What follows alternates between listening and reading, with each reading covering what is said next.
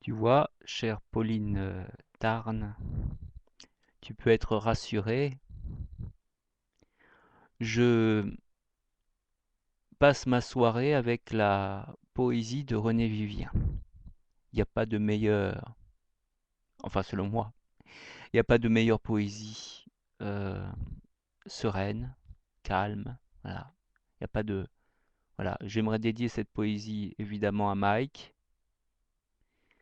euh, à l'heure des mains jointes. Magnifique, à l'heure des mains jointes. Premier poème du recueil intitulé À l'heure des mains jointes, qui est en fait une traduction de Dante Gabriele Rossetti, The Hour of Sisterly Sweet Hand in Hand.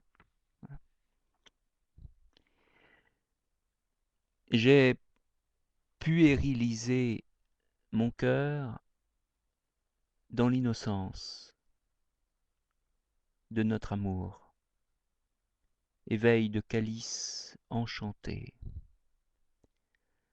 Dans les jardins où se parfume le silence, où le rire fêlé, ça me rappelle le rire que j'ai eu tout à l'heure, où le rire fêlé retrouve l'innocence, ma douce, je t'adore avec simplicité. Tes doigts se sont noués autour de mon cœur rude, en un balbutiement, en un balbutiement, pareil au cri naïf de l'inexpérience et de la gratitude. Je te dirai comment, las de la mer rude, je bénis l'ancre au port où s'amarre l'esquif. Tes cheveux et ta voix et tes bras m'ont guéri. J'ai dépouillé la crainte et le furtif soupçon, et l'artificiel et la bizarrerie. J'abrite ainsi mon cœur de malade guéri sous le toit amical de la bonne maison. Toi qui m'écris amicalement dans ton mail, chère Pauline Tarn. Sous le toit amical de la bonne maison. J'ai la sécurité, pourtant un peu tremblante, de celle dont les yeux d'avoir pleuré sont lourds. Je me réjouis de l'herbe et de la plante, dans ces jardins au bleu midi, un peu tremblante, d'avoir trop redouté l'aspect des mauvais jours.